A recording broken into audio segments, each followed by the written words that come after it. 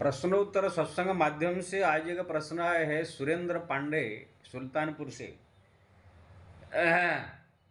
उनका प्रश्न है कि महाराज, अगर राम नाम से सब पाप नष्ट हो जाते हैं, भगवान प्रसन्न होते हैं, तो तीर्थ यात्रा की क्या आवश्यकता है? बहुत सुंदर प्रश्न है। देखिए जी, मैं कितने बार वीडियो में बोल चुका हूँ, भगवान का नाम जपना ये भी एक प्रकार भक्ति है और सबसे उच्च कोटि की भक्ति है। भगवान का तीर्थ यात्रा करना यह भी एक प्रकार भक्ति है। भगवान का पूजा करना, कीर्तन करना, स्मरण करना, ये सब जो है जो 9 प्रकार भक्ति है। श्रवणम कीर्तनम विष्णु स्मरणम पाद सेवनम अर्चनम वंदनम सख्यम आत्मा निवेदनम, ये सब 9 प्रकार भक्ति है। कीर्तन भक्ति है, पूजा करना भी भक्ति है। ये जितने ही भगवान का जो 9 प्रकार भक्ति है, उसमें भगवान का धाम में जाकर दर्शन करना, उनका जो है स्मरण करना, ये भी 9 प्रकार भक्ति में से भक्ति है। चरण राम तीर्थ चली जाहि, राम बसहु तिनके मन माहि। तो ये भक्ति में भी आता है। जैसे 100 रुपया का नोट, 1000 रुपया का नोट, 500 का नोट, हीरा चांदी ऐसे होता है, सब धन ही है। ऐसे ही राम नाम जो है सबसे बड़ा धन है, हीरा है। बाकी पूजा करना, भगवान का स्मरण करना, कीर्तन करना, तीर्थ धाम करना, ये सब जो है 1000 रुपया का नोट है, 500 रुपया का नोट है।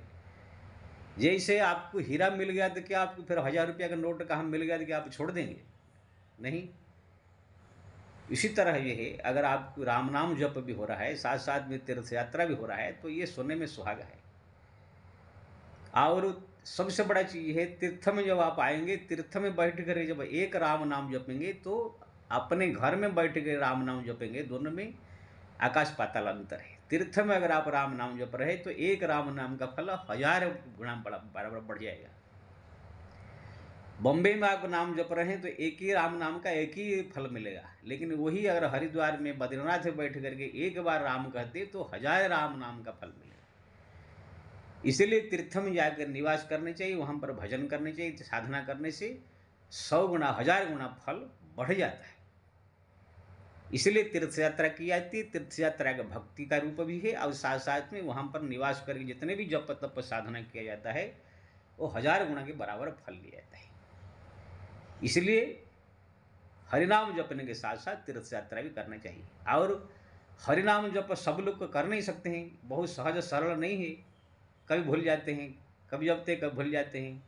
लेकिन तीर्थ यात्रा में आप आ गए 10 दिन 15 दिन जो भी आप रहेंगे तो आप कोई भूलेंगे नहीं। 15 दिन तक आप भगवान का दर्शन होगा, उनका लीलास्थलियों का दर्शन होगा, जप तप होगा, भक्ति में मन लगा रहेगा।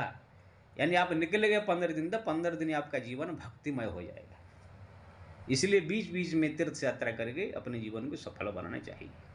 राम नाम जपने के साथ साथ भी तीर्थ यात्रा करते रहना चाहिए। जय श्री राम।